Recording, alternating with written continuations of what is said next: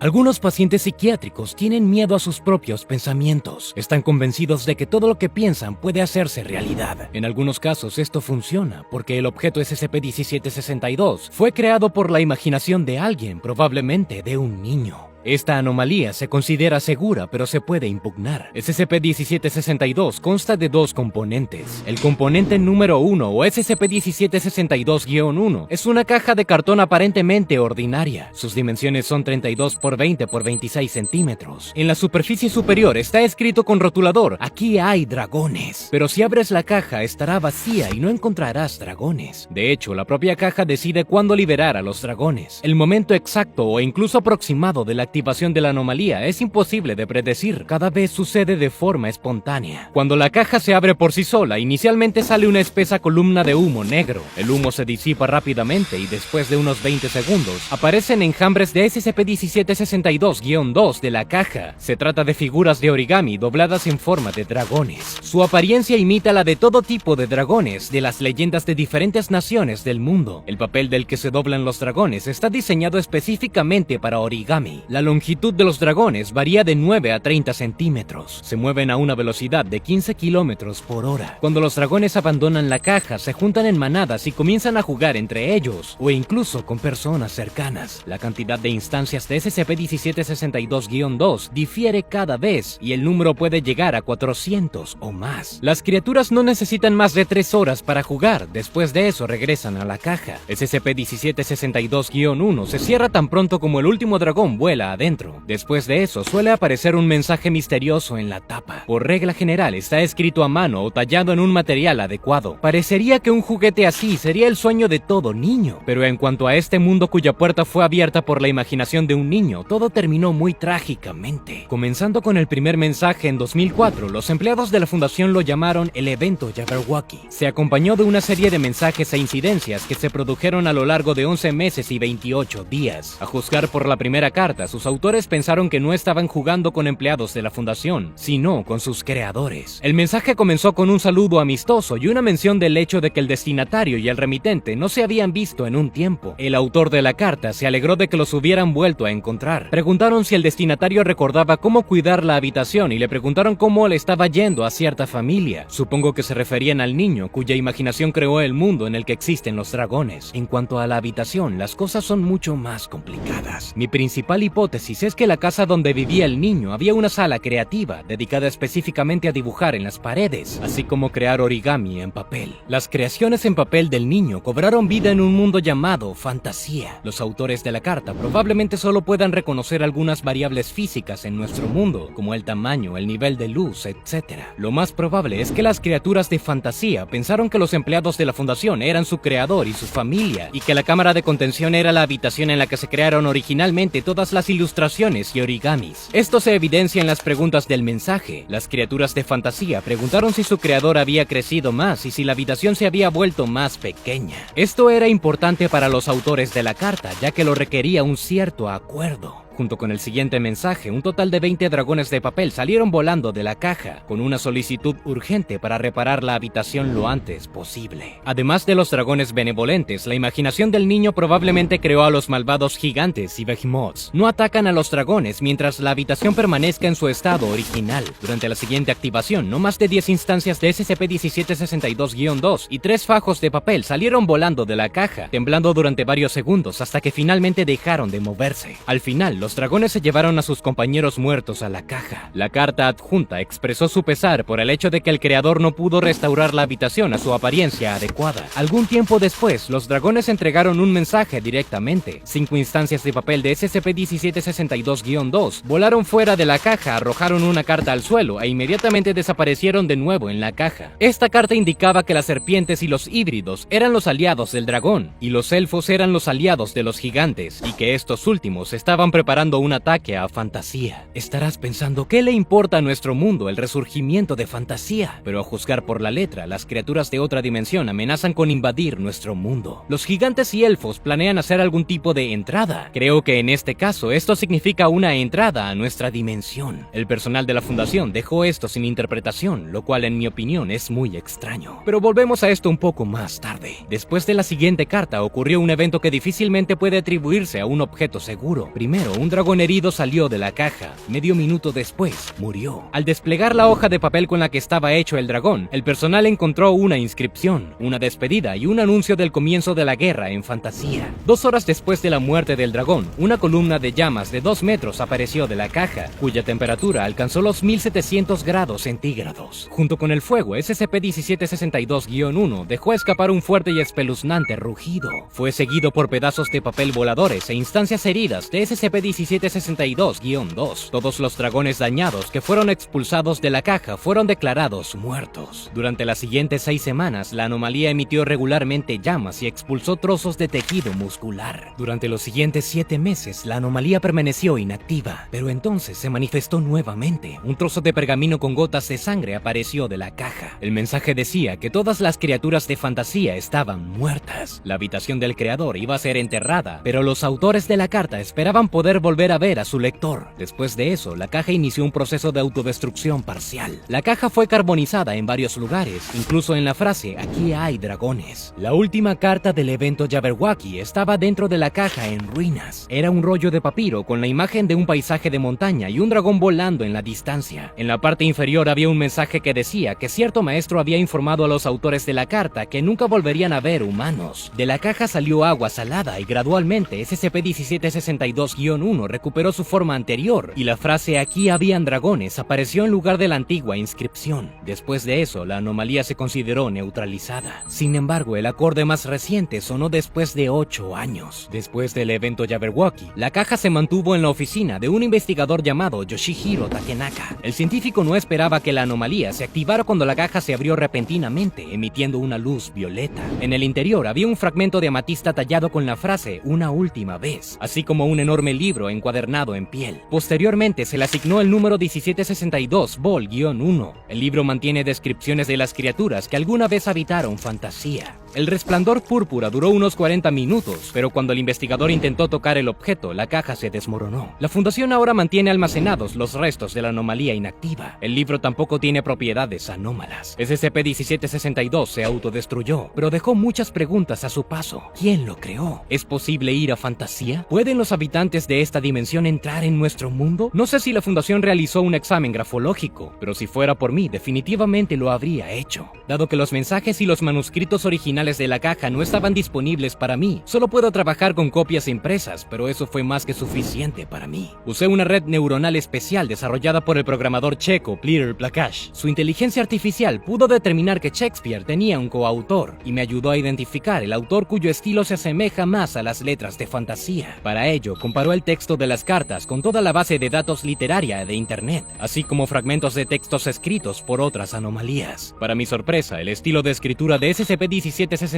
resultó coincidir en un 99.9% con el Dr. Wondertainment. Permítanme recordarles que este es el fabricante más misterioso y esquívoco de juguetes anómalos para niños. De vez en cuando la fundación intercepta las creaciones del doctor o las envía a él mismo. En una de mis investigaciones ya presenté la hipótesis de que la doctora Wondertainment puede ser Tilda Moose, la directora de la zona 19, pero ahora parece que la investigación ha dado un giro considerable. Lo primero que me viene a la mente es que SCP-1762 es otro de los juguetes del Dr. Wondertainment. Sin embargo, a diferencia de otras creaciones, la caja con dragones no tiene el logo característico y generalmente está firmada a mano con rotulador permanente. SCP-1762 podría haber sido creado antes de que el Dr. Wondertainment comenzara la producción. Eso o el niño que creó fantasía en realidad fue el Dr. Wondertainment. Incluso de niño descubrió por sí mismo la capacidad de crear anomalías e incluso mundos enteros de cuento de hadas. Las criaturas del mundo de fantasía han adoptado por completo el estilo de escritura del autor de la carta. Luego, a medida que el niño crecía, se olvidó por completo de una de sus primeras creaciones y comenzó a crear nuevas anomalías. Pero ¿y si el Dr. Wondertainment no se olvidara, sino que se diera cuenta de la magnitud del peligro de su creación y decidiera huir de su responsabilidad? Como dije, las cartas mencionaban una determinada entrada. Supongo que muchas creaciones, en particular las maliciosas, han encontrado la manera de ingresar a nuestro mundo. Además, creo que una parte importante de todos los SCP llegaron a nuestro universo desde el mundo algo de fantasía, porque no es una coincidencia que muchos de ellos parezcan provenir de dibujos infantiles. Volvamos a la directora de la Zona 19. Si realmente es la Doctora Wondertainment, tal vez fue a propósito que la nombraron directora de la zona con los objetos más peligrosos. Después de todo, solo ella sabe lidiar con ellos, ya que las anomalías son la materialización de su imaginación. ¿No es así? ¿Qué piensas? ¿Estoy exagerando con mis teorías de conspiración o hay algo de verdad en ellas? Comparte lo que piensas abajo en los comentarios. Nos vemos en el próximo video.